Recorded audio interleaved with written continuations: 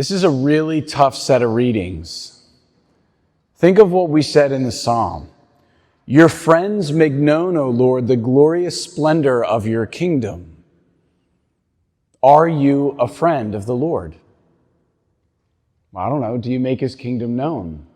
Do you talk about it in your friendships, in your family, with your neighbors, when you're at work, when you're walking the dog, when you're at the park or the baseball games? Do you make known the glorious splendor of his kingdom? Are you his friend?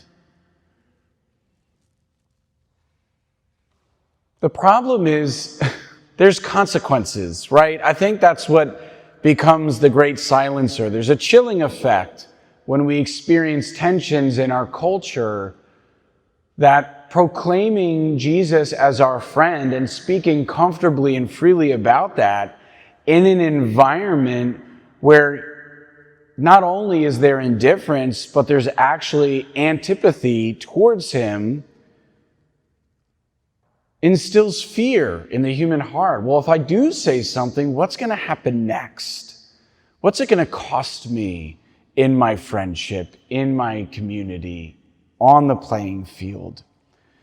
And the gospel is not silent, that there is an expense to all of this. Look at Paul. We heard in Acts some Jews from Antioch and Iconium. So if you remember, he was in Iconium and he realized that they were going to try to kill him, so he left there. But the Jews are still conspiring. So from Antioch and Iconium arrived, and they won over the crowds, which means the very people that Paul is preaching to, the Jews are coming in as his enemies, and they start rallying the crowd, so they're creating a mob mentality. Well, what happens when there's a mob? Chaos. So the next line says, they stoned Paul and dragged him out of the city, supposing that he was dead. Please do not skip over that line. When we're talking about stones, we're not talking about pebbles that sometimes people decorate their gardens with. We're talking about full-sized rocks, even like mini boulders. And it's a typical way that you would kill somebody back in the day with legal punishment. So this is an act of capital punishment. And it's so damaging to him, they believe he's dead, and they drag what they think is a corpse out of the city. What must he have looked like? His lip all fat, eyes swollen shut, body bruised all over. He's unconscious, right? This is a terrible scene. But when the disciples gathered around him, he got up. Now, if you're attentive and you're looking at the Greek, it's the same word that's used to refer to Jesus' resurrection. So he rises from this dead state. And what does he do? He goes back into that city. And they proclaim the news to that city. And then he goes to Lystra, and he goes to Iconium, where they hate him. He goes to Antioch, where the Jews are all from.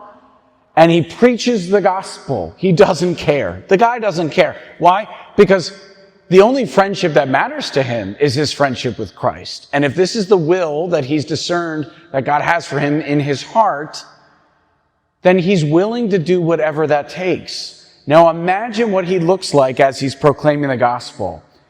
And it says, he strengthened the spirits of the disciples and exhorted them to persevere in faith, saying, it is necessary for us to undergo many hardships to enter the kingdom of God. And he looks like a bulletin board of hardships. How compelling that message must have been. So yeah, the stakes are high. And right as our hearts become troubled, Jesus says in the gospel, do not let your hearts be troubled or afraid. Peace I leave with you. My peace I give to you. And I'm going to say that from the altar during the Mass soon. Jesus is saying this to the apostles on the very night that he's talking about his own departure, where their mission is about to begin, where this is the certain future that they're going to face. And right when we would think anybody would say, you need to be terrified, Jesus says the opposite. And he can say it because he's about to face his own crucifixion and death. He's not naive to what is about to happen. My peace I give to you, because he has peace in the face of his own consequences for the gospel that he's preaching. And his peace is in the Father. He says of the enemy of the world, he has no power over me, but the world must know that I love the Father and that I do just as the Father has commanded me. That is the driving impulse of his life. That is the driving motivation of the Christian life.